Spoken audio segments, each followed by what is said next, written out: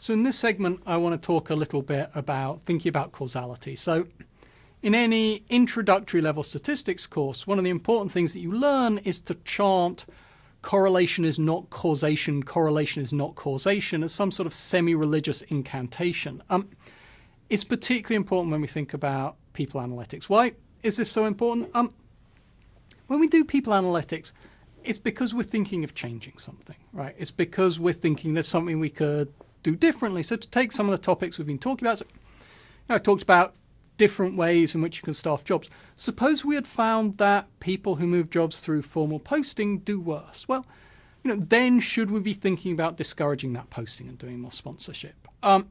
Suppose as we analyze performance, we find that people who've been the longest in the job tend to be lower performers. Does that mean we should be moving people around their jobs more so that they don't get stale? Suppose we find that people who have taken a training program perform better. Well, should we invest more in training and train more people? Or even if we find that they have people who have done a training program, their performance improves more. Again, does that suggest this training program works? Maybe, but we want to make sure that other things aren't happening instead. There are really two types of problems that we want to be very careful about. So one of them is what we call an omitted variable problem, an omitted variable bias. So we find that X is associated with Y. So when people have moved jobs through posting, which is X, they're more likely to perform higher, which is Y. Does that mean that X causes Y? Maybe, but it could also mean there's some third variable, here O, that is driving both X and Y. So I talked about maybe if we found that posting jobs was associated with lower performance, we should do less posting. Well, an alternative explanation is that the reason that we post jobs is because they're difficult to fill. We don't have people currently who could do that job that we can identify, so we post it to see if there's anybody out there.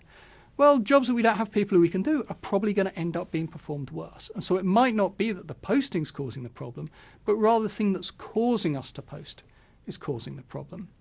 The other thing I talked about is maybe we find people improve performance after training.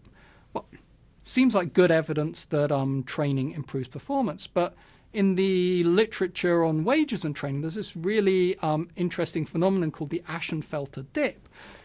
Somebody discovered that actually people's wages tend to dip before they enter training. Because why do people enter training? Because they feel they need to improve.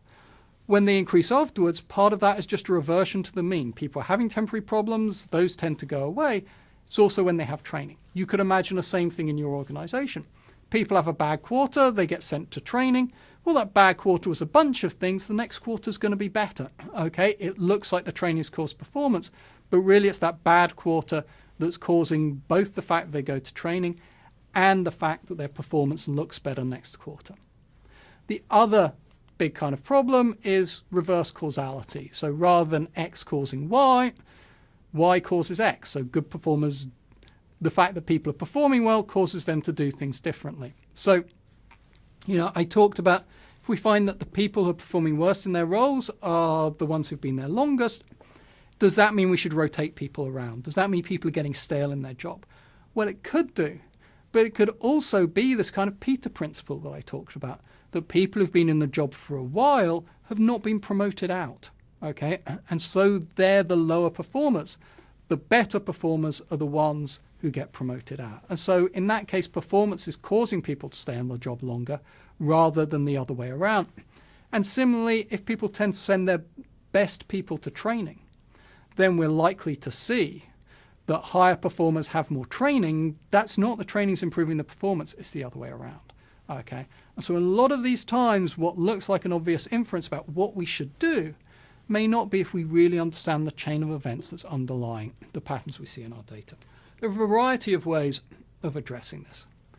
I think really the basic question always that you need to ask when you're doing this is what's leading to differences in our main predictor variable. Okay, we see an effect of posting. Why are some jobs posted and other jobs are filled by sponsorship? We see an effect of training. Who gets training? Okay. We see an effect of time in job. Why do some people stay longer in their jobs than others?